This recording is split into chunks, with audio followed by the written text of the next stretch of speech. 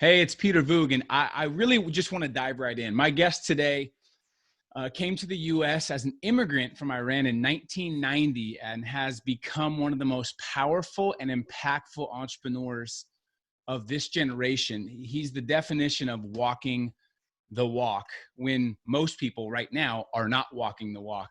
And he's one of the few entrepreneurs I follow and respect and take advice from. He's built one of the fastest growing financial companies in the US in a very crowded marketplace. And what I respect about him most is his consistency, his tenacity, and his relentless growth mentality. I don't know if you know this, but last time we connected, you had 630,000 subscribers on Valuetainment. You now have over 2 million. That's rapid growth. He's passionate about shaping the next generation of leaders and really has disrupted the traditional approach to business and career. And I want to say, man, I appreciate you, brother. You don't need to be doing things like this because of your YouTube channel.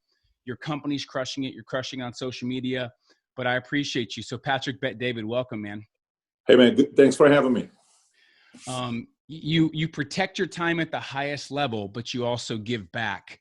And you're kind of a breath of fresh air to the entrepreneur world, to this industry. You're not just interviewing entrepreneur people, it's mob bosses, athletes, political figures, celebrities. So I just love watching your stuff. And also, I never realized, I wouldn't have pictured you being a Jagged Edge fan. Die Hard Jagged Edge fan. That was one of my favorite groups of all time back in the day. How funny, man. I mean, You could have used their music for a breakup, for going on a date, for anything. It could have been used for many different things. I love it, man. So this is a crazy time, an interesting time, and a time we haven't really seen. I don't want to talk too much about things that are already on your YouTube because I want people to check that out. Thoughts on cash, how to protect your income. I've watched those videos and I highly recommend that. But I want to go a different direction. But first, what are your thoughts right now just on the state of the economy and the state of entrepreneurship in general? Well, I think it's the best time ever for me. If you think about business-wise, here's what's going to happen right now is times like this filter people out, meaning you have 2001, you have 2008, you have today. 2001 was a black swan. Nobody woke up and thinking 9/11 was going to happen. I think everybody in the world knew exactly where they were at when 9/11 took place. I was working on Morgan Stanley Dean Witter when that happened. It's 9/11, 6:30. I'm on my office. The broker in the corner says, turn on the monitor. We look at the TV. It's our headquarters. Then we watch the second plane hit. And then you have 2008, which a lot of experts could have predicted. They kind of knew what was happening with the loans. And then again, today, we can't predict this. Some people could have predicted it, but some people didn't know when it was going to happen with a pandemic. But at the same time, it is a filtering system. There's three types of people right now in the world, specifically people that are in the US, but all over the world. Number one are those that are going to wait for a bailout to help them out. I'm going to get my check. I can't wait to get my check. I can't wait to get my unemployment. This is great. I'm going to stay home. I'm going to catch up on my Netflix. I'm going to catch up. I'm going to binge watch this. No problem. That part never changes. The second group are those that are not being affected. You're almost looking at them saying, how come these people are not worried? Why are they walking around as if everything's okay? Everything's not okay. Well, to them is okay because in 08, maybe they lost big time and they didn't want it to happen a second time. Or in 01, they lost, so they're prepared. They're sitting on millions of dollars of cash and they're doing fine. They're, making their own decision. Doesn't mean they didn't lose any money. They lost money, but they're not hit by it in a big way. So they're going to be able to methodically make their next move. And then you have the third group. Let me talk about the third group. The third group are those that I don't know why this is, Peter. I mean, I think you read a book, 6 Figures in 6 Months, something like that. You wrote a book and it was a big hit. A lot of my guys were reading. It was a great book you wrote. Thank you. I don't know why this is. I just feel we need bad times to shape us and to test us to see who we really are. I don't know why we need friction. It's almost like every single one of my friendships that I have or relationships that we had, it became great after a falling out. I don't know why. It became great after big differences. It became a husband and wife before they date, first 2 years, so many different fights, and then boom, maybe this can work out long term.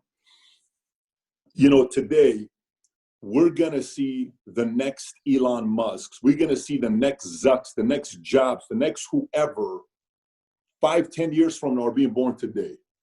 You know, I don't know why this kind of takes place. I remember years ago, I was at Saddle Ranch in LA, and I'm at a nightclub. My buddies and I, 4 of us are there. Out of the 4, 3 of us were in the Army together. 1 of us wasn't. So we go to the club, and one of my friends, he was always the one that he had a philosophy. He goes to the club. He's either going to meet a girl, or if he doesn't, he fights. And I hated it because, you know, you have friends like that, that if they don't, they're upset. They want to go into a fight with somebody because they're drunk or whatever. So this guy doesn't meet a girl that night. I'm trying to look for him because we're having a good time inside. He's not. And I go outside and I see he decides to pick a fight with this guy that's 6'5", tall white guy, muscular guy. You could tell the guy was an athlete. And I'm looking at him from a distance. I'm like, just please don't swing. What does my friend do? He's 5'8". He swings. So I'm 6'5", 240. He knows I'm with him. So he knows if something happens, we're with a group. So I go up, me and this guy are fighting. It's a terrible brawl. Next thing you know, 35 kids run out, and these are all UC Santa Barbara frat house to defend that guy. And we're fighting. These guys are hitting me in the back of the head. We're getting jumped. It's terrible. Out of my 4 friends, 4 of us are there together. Armin, the guy that started the fight, he's in there fighting, no problem. The other guy, Harmig, is behind me. People are hitting me from the back. He's swinging at everybody. He's fighting. We can't find one of our friends. He's not there. We can't find him. We're looking around. We can't find him. Cops show up. We run away. He's by the car in a parking lot. We say, why are you in the car in a parking lot? He says, what am I going to do getting into a fight with 35 people? I say, your buddies are getting into a fight. They're getting jumped. You're running away. You know what happened that moment, Peter? Here's what happened. In that moment, nobody talked about it again because it was awkward. But everybody made a note back here. Mm-hmm. Everybody took notes. And they realized who they can count on if something was to really go down. Today, a similar thing is going to happen when you watch everybody and you kind of see that everyone's character is being revealed. But at the same time, you're also seeing, I never thought that guy was as tough as he was. I never knew she was as tough as she was. So for those that want to be heroes, your spirit's going to get bigger today and the world's going to know who you are and future looks bright. For everybody else, you may want to consider what your next moves are going to be because these next moves can dictate the next 5, 10, 15, 20 years of your life. Such a different perspective. I love that. So talk about the importance when you say try to figure out your next move. Let me ask you this. There was a lot of reacting because of lack of preparation. 2008 was more predictable. Now it's like a black swan. What's the first thing you did? Were you fully prepared, or what's the first thing you did company-wise, team-wise, employee-wise, when you heard about the quarantine, the virus, the lockdown? Did things drastically change for you, or were you like, I was expecting this? No, not at all. So this is a curveball, right? Sometimes in life you're going to be surprised, but there are things that we prepared for. Like, for instance, when we went and raised $10 million a couple of years ago, 2016, 2017, when we raised that money, we didn't use 100% of 10 million. We made use 30% of 10 million. The money's still sitting in the bank, and we're sitting on tens of millions now in the bank, but we don't have to worry about it. But we got the money in case something were to happen, we're not going to get hit. So for us, that's the one part. It could have been market. It could have been re-election. It could be Trump doesn't get re-elected. A Bernie gets elected. What if Joe Biden gets what if new laws change? What if a war takes place, U.S. and China? What if Venezuela gets worse? What if oil gets worse? There's a lot of different moving parts. I mean, once this thing clears up, we still are dealing with 10 different issues. You know what I'm saying? We still are dealing with Iran issues, Saudi Arabia issues, with Russia and oil, with tariffs, and Japan and South Korea. So many different things are pending. That's the one part about being prepared. Pandemic is a different story. I'm in LA. I took my wife and my kids because I'm in LA. We're about to have our board meeting with Oscar De La Hoya, all our investors. Is the meeting that we do quarterly. And my senior board member, who's 70 years old, who was a former CEO and president of Hartford Insurance Company. It's a big company. And he cancels. He calls, he says, Pat, I can't make it. I said, why not? He says, because of coronavirus. I said, are you kidding me? He says, no, I'm serious. I said, wait a minute, you're not coming to the board meeting. And this is not a person that cancels anything. He says, I'm telling you, I'm not. Then the second board member calls me and he says, I'm not either. Why not? I don't want to come from New York to LA. And next thing you know, I have to visit my parents. If I give them the virus, I'm going to feel guilty. My parents are in their 70s. So this thing cancels. I'm staying at Beverly Hills Hilton. I start calling around. I said, okay, everything getting canceled. Disney shut down, Disney World shut down. I'm about to take my kids to Universal Studios shut down. So then I said, we got to think something here. I looked at my wife and said, babe, we're not going to stay here for 3 days. We're flying back to LA. So we flew back to LA. When I fly back to LA, I take out a paper and pen and I start making decisions on everything. Number one was up, which is my parents. Called my mom, called my dad, any elderly people that I know, and I told him, my dad's a very stubborn man. He wasn't willing to stay home. I said, you got to stay home. Finally, he said, no problem. He's a very hardcore Middle Eastern man. So they were taken care of. Then I called siblings, friends, peers, and kind of talked to them. And then it was wife, kids, employees, sales leaders, investors, staff, executives, everybody here. So I have 3 directions I need to go to. So step number 1 for me was heavy duty research. And what is heavy duty research? Heavy duty research in this virus, at that point, we didn't do anything. Once I did the research, one part was on the effects of it. And I wanted to know what the R0 rate is, like how contagious is it? How fast does it spread? Is it as bad as measles? Is it as bad as those? Or is it as deadly as Ebola or SARS or any of this stuff? That's just my own research. I'm not a doctor, but I want to do research on my own. Then I went and researched effects of pandemics 6 months later. So I went and looked up the last 10 big pandemics we've had ever since we've had the stock market, whether it's AIDS, whether it's Ebola, whether it's SARS, whether it's any of these things. And when you looked at it, the only one that took it, where the market was down 6 months after the beginning of the pandemic, the only one, but both US and globally, the only one that was down 6 months later was AIDS. AIDS scared the hell out of everybody. People were afraid of having sex when AIDS came out. People were afraid of going to nightclubs. Like, think about it, Peter. People were worried about going to nightclubs and thinking about that one night stand. They're like, why am I going to a nightclub? What for? It's not like I would do it anyways. What if I die? So think about that kind of fear. That's a pretty bad fear right there to have. So it showed that pandemics, 6 months later, everybody goes back to normal life. So if it started in, say, the peak started February, and that's when we really started getting some cases, that means by, July or so, this thing's going to settle down. So I know a lot of people were saying April. I don't think it's going to be April. I was prepared till July. So I said, worst case scenario, let's go to July. If these cases double every 4 days, 6 days, 10 days, what is it going to look like? We ran out our own map, our own data set. It's going to get pretty ugly here in the next few months. So then I looked at it and I said, my employees, let me talk to my employees. So I held a meeting. It was like a forum. I wish I could upload the video for people to see how I talked to the employees. I said, so tell me what questions you got, concerns you got. And I went an hour and a half. These 100 employees are asking me questions. What do I do? My husband is a nurse and we have 2 kids. He can't do that. We can't do babysitting. So I can't work out of here. You can work from home. I'm pregnant. Go work from home. I'm over 50. You go work from home. So I sent 80% of my employees home and I kept 20 of them here. I got about 20 people working right now at the home office. Wow. Okay, that's in Texas. We're not, for full disclosure, we're not in New York. We're not in LA. We're in Texas. Texas is a little bit more conservative. And believe it or not, if you go into the freeway, it's packed. Everybody's driving. It's not like people have shut down.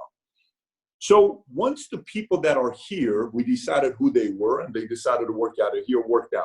So that's that part. Then I saw some of the people that were panicking that didn't want to be here. I said, listen, if you don't want to be here, make your decision. I don't know if I want to be here. We had a certain set of layoffs. I said, look, I'm either going to do the layoffs now, I'm going to do it later.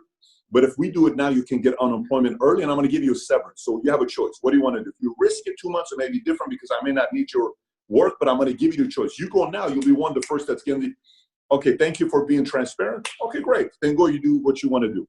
And 2 months from now, 3 months from now, if we want you back, we want you to come back if you want to come back and get the job. So you're not fired, it's laid off. Perfect. So we did that. Once I did all that stuff, then I had to take cash out because you have to have cash in hand. And I'm not talking about, I have a lot of cash. I'm sitting, obviously, my message is not cash is trash. I'm on the opposite side. You need cash because there's opportunities today. Actual cash, like you actually need to have cash. You actually need to buy some kind of protection for your family if you got kids. Maybe a basic gun or a shotgun, something like that to protect your family. And then buy gold, maybe buy a kilo of gold. If you can't afford to buy a kilo of gold for $53,000, maybe go buy $5,000 of gold, $10,000 of gold, just for pure preparation that you know for yourself where you're at. Once we did that, then everything was about pivot. Then it was mindset, what kind of mindset I need, what kind of skill set I need. Everything needed to be switched to Zoom, go to webinar. We needed to learn 3-way closing. I had to come up with scripts. I'm in my office right now and the light went off. I had to come up with scripts. We had to come up with scripts on how to sell today on Zoom, on GoToWebinar. We had to get better at qualifying on how to sell with that. So, and then mindset-wise was pivot, adjusting, adapting. Anybody that learns how to pivot, adjust, adapt today, they have an upper hand. So that's kind of what we did with all this stuff going on. Well, it's crazy because everyone that I've talked to, and I've had 12, 13 conversations with some heavy hitters, you know, every single one of them, they all pivoted pretty quickly. But the majority of society and business owners, I like the people, especially less than $1 million, like annually, they pivot slowly. But you did something that's even more intelligent. You did heavy research before. I don't think a lot of people did that part because A, it makes your head hurt. B, it just takes a lot of actual focus and energy. So the heavy research allowed you to pivot the most effectively you could based on what you learned. I love that. And what I like about you too, Patrick, is you're very tactical and logical when most people are emotional. So even in a crisis, you don't let the emotions at all run anything. It's like, I got to get tactical throughout this crisis. In terms of pivoting, what do you tell the person right now? Yes, they know to pivot. What are some things to think about in terms of their business right now going online? Is it focus on Zoom, get the scripts ready, focus on skills that pay, social media? What are your thoughts? So great question. Look, I did a call the other day for a company. I sit on their board, and they had $45 million that they wanted to give to their salespeople the next 3 to 6 months, just so they don't quit. So 6 months from now, when everything goes back to normal, it's good to go. I said, why would you give $45 million to your sales guys to keep them? I said, you think you're teaching good habits. Why would you be doing that? Well, this is one of the ways we're trying to. I said, stimulus doesn't work. I mean, I understand some people that have offices and all that stuff, but you can't take that approach. Especially not with A players. Not with A players. Not at all. And A players are offended if you give them money. A players are kind of like, listen, man, I can make my own money. Yep. So I said, look, here's my suggestion. They said, what? I said, what is your process of selling your product? That's the thing you got to look at. So, for instance, if I'm a real estate person, what is the process of selling my product? I have to look at what part of real estate I'm going to be struggling with. So if I know homes are not going to be selling today, okay, and people are not going to want to go into homes today, I'm going to have to pivot ASAP into Airbnb model, and I have to learn how to lease. And maybe I'm going to get into the market of saying, look, a lot of people are getting Airbnbs for their parents because they want them to go to a place to be protected away from anybody. So my target audience would be coming to somebody like you and saying, hey, Peter, do you have elderly parents? Yes. How old are they? 67, 63. What is your method? Are they around other people? No, they're not. Are they around other people? Yes, they are. What's your approach? So I would pivot to find an Airbnb. I got 6 places here, $1,000 a month for 6 months, $6,000. I make some commission on that. If anything, like we sell insurance, right? So our product is insurance and annuities. And our model entirely is built on face-to-face. So the entire model that we have is face-to-face. I sit down with you and your wife. I say, hey, how are you guys doing? Great. What's on your mind? Do you have insurance in place? Do you have retirement in place? Do you have any of this stuff in place? No, then I sell you, but it's face-to-face, right? What we did immediately is I took down all the products that we sell, and I looked at markets that need help today. For example, we typically sell to people that are 25 to 45 years old. So, Peter, you would be in a market because you're 25 to 45. You're healthy. You're easy to underwrite. You're in shape. You take care of yourself. You're a family guy. You're an easy person to underwrite. But today, my approach flipped. So we went and looked at final expense policies, and we went and looked at annuities. Our biggest month ever in annuities we did was $8.75 million in a month. Like 170 annuities we do in a month. This month in March, we did 320 annuities, $25 million. We've never done $25 million of annuities. And last March, we sold 5,021 policies. This March, we sold 6,300 policies in a single month.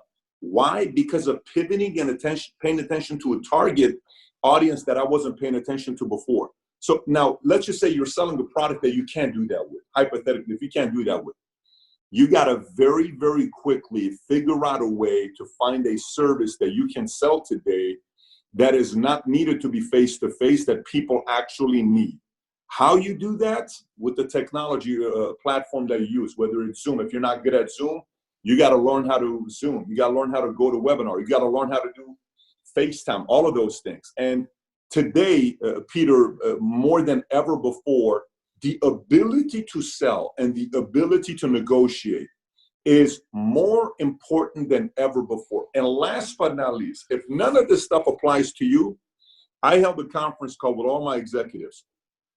And I did a live. One guy asked a question saying, I'm hearing a lot of people in auto insurance are losing their clients because they're canceling their policies. I said, only lazy agents lose clients. Lazy agents always lose clients. Lazy advisors always lose clients. Why? Because they're afraid to pick this up and call. The reason why they're afraid of calling their existing clients is because they're worried the client is going to say what? I need to cancel what I have, right? Where that client, I guarantee you, people are not calling them. So if somebody makes the call to customers today and builds those relationships, they are never going to forget about you. I'm working at Morgan Stanley Dean Witter. 9/11 happens.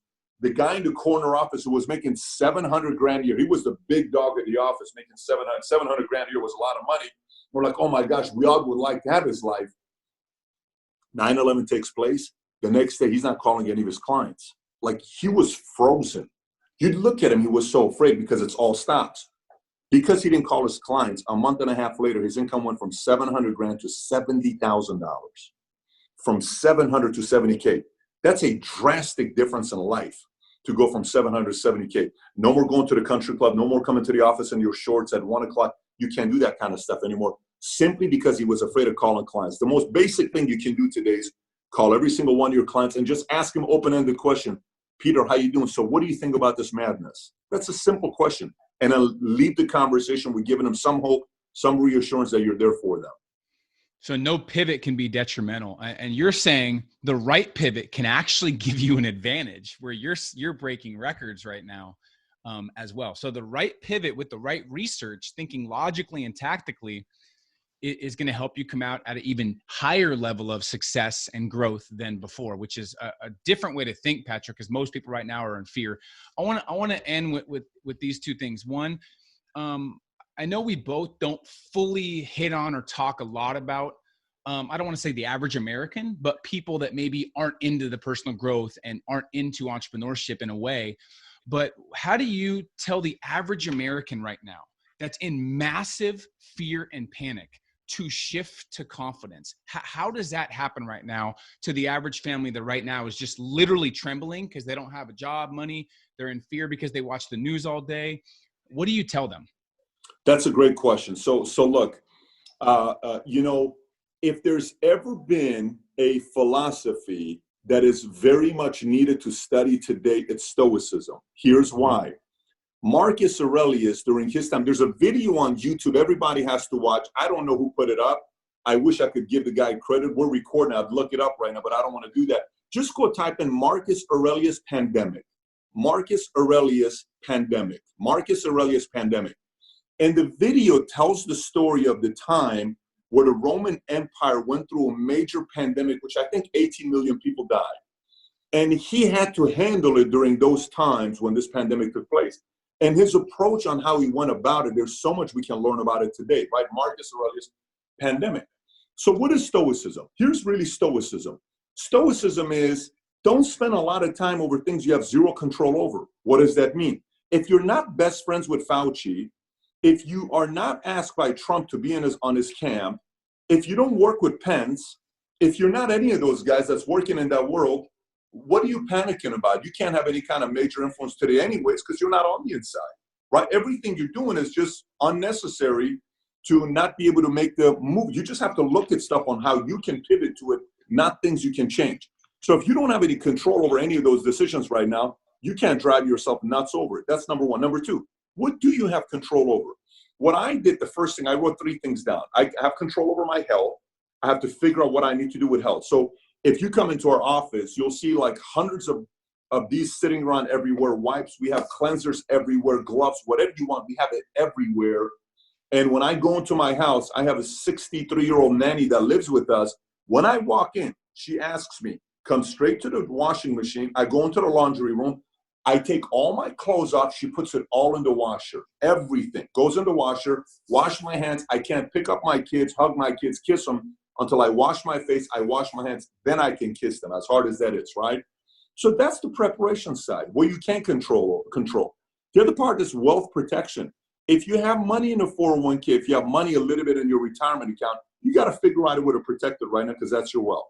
But most importantly, it's income protection. Income protection is the following. Look, like this, everything's going to be gone. Let me explain. I'll give you good examples here. When Steve Jobs died, we all thought Apple was going out of business. When Steve Jobs died, his net worth was $6.2 billion. Steve Jobs' wife right now is worth somewhere between $25 to $35 billion. Apple increased from valuation from $100 billion to today $1.1 trillion. Tim Cook took the value of Apple over $1 trillion. He increased it. Tim Cook, when Steve Jobs died, right? But we thought Apple was going to be gone. When Kobe Bryant passed away, that was how long ago? A couple months ago. 2 months, yeah. We were all devastated by it. I mean, I interviewed the guy. We brought him down, and we were getting ready to do some stuff together. I can tell you where I was at. I was at Seasons 52 when I got the news. I thought it was an ugly prank people were playing that they played on Paul Walker years ago. I'm like, there's no way in the world, right? When John F. Kennedy died, assassination on a president, that is some scary stuff. America overcame that. When Martin Luther King died, assassination on one of the most powerful men that changed the scope of things in America. America was okay afterwards because he set an example of leadership. Robert Kennedy died, assassination. Then you have an assassination attempt on Reagan, okay? We thought it was over with. Then you have 9/11, then you have 2009, then you have this. This is gonna pass. I know it's what's the word to say, this too shall pass, because we keep hearing about it regularly. It's going to. The concern isn't it when this passes. The concern is, how are you gonna be different when it passes? The movie, The Count of Monte Cristo, right? The Count of Monte Cristo. The other day, my wife calls me. She says, babe, our son is having a little bit of an emotional breakdown, our oldest son. So what are you talking about? He says he just got emotional. He doesn't really, my son is a very stoic, strong, tough guy. He doesn't like to show weakness to anybody. So he kind of got emotional. I said, what did he say? He says, well, he was saying, where's Papa? Papa's always here once a month. We fly him in from LA. I want to go to school. I want to see my teachers. I want to go do this. Why is Dad working so hard? What is going on right now? Why can't they fix this coronavirus? I thought everything was going to be all right. I thought we believed in God, all this stuff. Wow. So I said, don't worry, babe. I'll talk to them. Which, by the way, if any parent is watching this, you know what I'm talking about. It's very emotional because it's your kid. So I go home early and I said, listen, guys, let's go upstairs. We got to talk. It's me, my 8-year-old, and my 6-year-old son. My daughter went with her mom and she went to sleep. And we sat down on the bed. I said, so tell me, what's on your mind? My son's like, nothing. I said, are you a little bit concerned? No, I'm good. I said, Daddy, it's us. What are you thinking? He says, well, Dad, what's going on here? I thought you said when scientists and entrepreneurs come together, they solve problems. I said, they do, but they can't do it in a week or two. He says, but why is this going on? What are we going to do with this? And he starts going through all this stuff, right? I said, you know what, buddy? Here's what you got to realize. I said, there's a movie called The Count of Monte Cristo. In this movie, this man is in love with this girl. And he wants to marry this girl. This other man who wants his girl comes and takes his girl away from him and lies about him and puts him in prison. He goes to jail. He says, why would anybody do such a thing? Well, sometimes that happens to you. So what happens to this man? He says, he goes to jail. In jail, he meets a man who is very well read. In jail, this man gives Monte Cristo the right books to read. He reads these books. He comes out of jail. He changes his names. He ends up becoming one of the most powerful, richest people. And he puts the most incredible party together where he flies in his helicopter. And you know who he invites to his party? He said who? He invites the girl and he invites her husband. The girl comes to the party. She sees him. They make eye contact. And she says, I recognize those eyes. And he looks at her because he's still crazy about her. And then he ends up fighting the guy. And he ends up taking his girl back. And she's always been crazy about him. I just got the chills all over my body. Me too. I said, you know why this happened? He says, what? I said, because sometimes in life, Tico, we have to disappear and come back stronger than ever before and surprise the world. I said, guys, this is a great time for us to disappear and get better. What do you mean, Daddy? I said, every day I want you guys to shoot 50 shots and you make them. I want you to swim 25 laps in the pool. I want you to read 4 chapters every day. I want you to do your homework that your school sends you. I want you to work on your boxing. I want you to work on everything we're doing, because when it comes down to going back to school, you're going to look better. You're going to think smart. You're going to be strong. You're going to be a better leader. Everyone's going to notice the difference. Next thing you know, they're like, oh my gosh, I want to get mentally and emotionally. I said, that's exactly it, baby. That's what we want to do. So, Peter, you asked that question and people are watching this. Like, I understand being worried and concerned. It's normal. None of us are machines. It's not like we wake up and we're robots. We don't have feelings. Even the toughest person in the world is behind closed doors thinking about their wives, their kids, their husbands, their family, their moms and dads. You have to be thinking about that stuff. We don't have, this is red blood. All of us have red blood. It's not like it's blue. All of us are red. All of us have that heart, that blood in us. But use this as an opportunity that when everything goes back to normal, that we have to go back to our work, our jobs, you are mentally, emotionally stronger than ever before. That when you go back, no one recognizes the new 3.0 version of you, 4.0 version of you. That's what I would say to everybody that's watching and saying, what do I do during times like this? You're a different breed, and you are definitely on your game. Thanks for sharing, man. I think that perspective is what everybody needs right now when there's so much negativity, so many toxic thoughts out there. So much respect to you for who you are, for being a world-class human being first, businessman, dad, husband, friend, boss, CEO.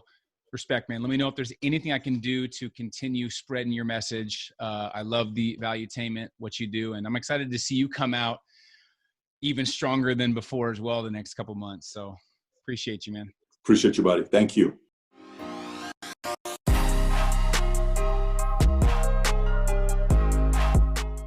Do you remember for you when you were rock bottom, do you remember the mindset shift? Do you remember the different actions that you took to start building yourself out of that and gaining momentum? Here's what I believe in. So I like values and principles. One of the things I'll talk to my insurance executives with is, listen, I want you to grab a piece of paper, okay, and a pen, turn off the noise, turn off music. If you're gonna play any kind of music, play music that doesn't have words in it. It's just the music. You know what I'm saying? Like maybe listen to Chopin or Mozart or something like that, but no words, because words is gonna mess with your head.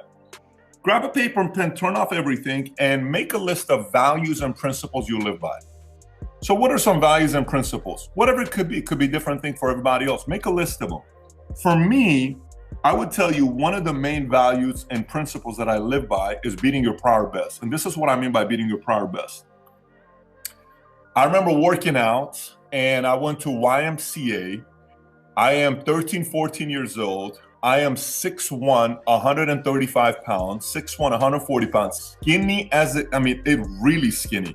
I'd wear 4 shirts at the gym and I try to, bench press 45 pounds, the bar, and I couldn't do it, because it was like, wobbly and all this stuff. And a guy named Fred pulled me aside and he says, listen, don't worry about how big some of these guys are in the gym. I just want you to focus on one thing. Your favorite weight in this gym is this 2.5 pound plate. This is it. It's your favorite weight. This has got to be your best friend. I said, tell me why. He said, every week, increase your bench by 2.5 pounds. Now you got to realize 2.5 pounds with 5 pounds is 7.5 pounds. If you go to the gym and see a guy bench pressing 7.5 pounds on each side, that's comedic. That's not very, Hercules or anything that's impressive. So I said, okay, that's what I'm going to be doing. And he says, don't look at anybody else's muscle. You just focus on your 2.5 pounds. A year later, I'm bench pressing a plate on each side. A year later, I'm bench pressing a plate and a quarter, then 2 plates and 2 plates and a quarter, then 3 quarters and 3 quarters and a plate. I'm bench pressing 385 pounds and curling 90-pound dumbbells. And I'm, doing what I'm doing at that point, climbing ropes in the Army with one arm and no legs being tied to it. And everyone's looking at this saying, what happened? So when that moment happened to me and I hit rock bottom, the one principle I 100% trust that Peter gives me so much peace is constantly beating my prior best. So at that moment, I made a list of all my prior bests, every aspect of the numbers that I want to measure. And I just said, I got to beat this. I got to beat this. I got to beat this. And that's it. And I kept eating those things. And then all of a sudden I started beating other people. And then all of a sudden I was number one. Then all of a sudden the marketplace that was bigger. Then all of a sudden you're competing and win. So that philosophy is one of the principles that became my number one focus. That's a huge key, because I don't think people think like that. Most people are comparing themselves to others, not their personal best. What are your philosophies and perspectives on $250,000, $500,000 to 7 figures, and kind of really giving people grasp of how to get there? You know, you learn a lot about yourself and others when they make $250,000 year income. A lot. Let me explain to you why. So for somebody watching this and they're at $100,000, $250,000, what do you think to get to $500,000 or $1 million or whatever the next level is? You don't have it right now. You have to recreate yourself. You're not going to get to the next level if you don't recreate. If you think that you today is going to get to the next level, you are fooling yourself and everybody else around you. It's not. There's got to be something in your game that you got to sit down and say, I don't want any of my cousins, my friends that I don't see the next 3 to 6 months recognize me when I see them. 3 to 6 months from now, I don't want my cousins, my friends, I don't want them to see me. I want it to be a shock to them.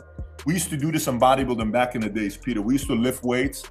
And my buddy and I, Bradford, that ended up working, he made it to the highest level in the military, Delta Force, just crazy stuff that he did.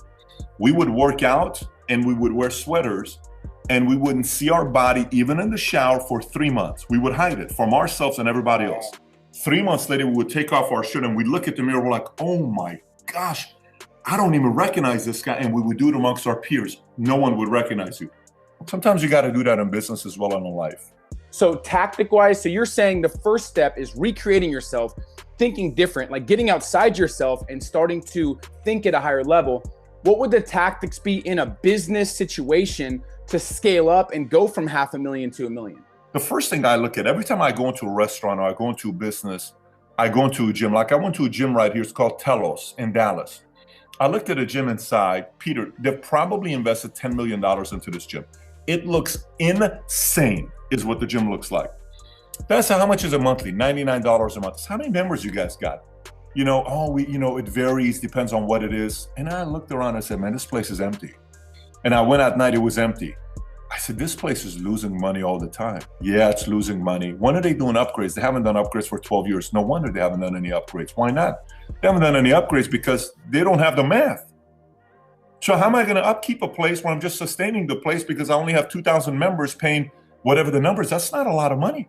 So how are you maintaining all these employees, personal trainers, marketing, where you're competing with 24-hour and all this? I mean, it's not a contract, all these other things. The first thing I look at with any business, Peter, is math. It's the first thing. I go into a restaurant, I see traffic. I go to a restaurant here in neighborhood services, I go there minimum twice a week. I look at their traffic, I do the math based on the ticket and the ticket item and what's their profit margin. First time I spoke to Curtis Stone, celebrity chef, he's got 2 restaurants in Beverly Hills. One is called Maud and another one is a butcher type of a restaurant. He set up Gwen. I said, tell me the math behind running a restaurant. And he showed me the math on how it works. So first thing first is math on how to scale it. You simply need to figure out the math of what do I need to do to scale my business. But that's not the most important one. The most important one is the mindset behind the individual that's doing the math. And that is what matters the most. When you talk to Curtis Stone, you know the guy's obsessed about building an amazing restaurant while 98% of restaurants bring outside investors. This guy's using his own money to grow the restaurant. No wonder he's doing so well and he's got loyal customers going to him because his butt is on the line. He's doing it because he trusts himself, because he trusts that he's going to come through. In order to make that transition of recreating yourself, one can't be content with where they're at. Look, there's a few things I can't teach other people. You can't teach other people. You can't teach them desire. You can't teach it. Life has to happen or you got to make a decision to have desire. I can't teach you desire. I can't teach you discipline. You can watch my discipline and see how I work and what time I'm at the office and how late I stay and when I leave and me taking care of my body and my day. You can watch my discipline, but you can either choose to do it or not choose to do it. There's nothing I can do to pass that part to you. Now, skill set, how to sell. I can teach you how to sell. Sit with me for a month, you'll be a ridiculous salesperson.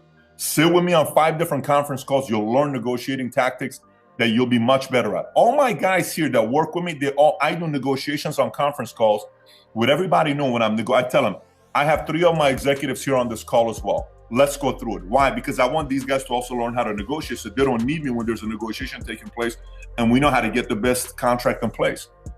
Those things I can teach you. I can't teach you discipline. I can't teach you desire. I want to do a couple member questions. We'll kind of just dive through so you could just answer them kind of rapid fire. Sound good? Yes. So I'm in the plumbing business. When do I know it's the right time to hire someone to do the work that I do now? I'm uncertain if I need to continue doing the work or hiring another plumber to fill in the spots so I could focus on sales calls. I think he's doing about 300 to 400K in business, but he wants to get to $500,000 in 7 figures. You kind of already answered it, but go ahead. What's his name? Brandon. Brandon. So here's what I would tell you. So I said this in our executive meeting yesterday. This is how I do math when I'm hiring somebody. Let me just explain it to you. It's very logical. It's very simple. There is no complications to it. So I look at, one, can I afford it right now? Yes, great. Here's how I look at it. Say I'm hiring this person, they're going to cost me $40,000, right? Okay. That person coming on board that I'm going to pay $40,000, are they going to do one of these two things for me? Listen, it's very simple, Brandon. Is this $40,000 person going to bring me $60,000 of revenue? Because if they do, I'm making 20 grand. Did that make sense? So if I'm bringing a $40,000 a year guy and he's going to make 60, why not bring him on board? It's an easy no-brainer because I'm going to make $20,000 in profit. Or here's the other part, the second part. If I bring this $40,000 a year person and they're going to save me of losing $60,000 a year of business every year, and I'm making 20 on the 40 I'm paying, I'm also going to make that investment. So it's very basic math that you make on that. That's the math part. The other side I would tell you is the following. You got to figure out who you need next. A lot of times people want to hire somebody. Maybe you need them 2 years from now or 3 years from now or 18 months from now or 6 months from now. You got to hire which department needs the most attention today. That'd be my answer to you. Huge. I love that. It's such a simple way to look at it as well.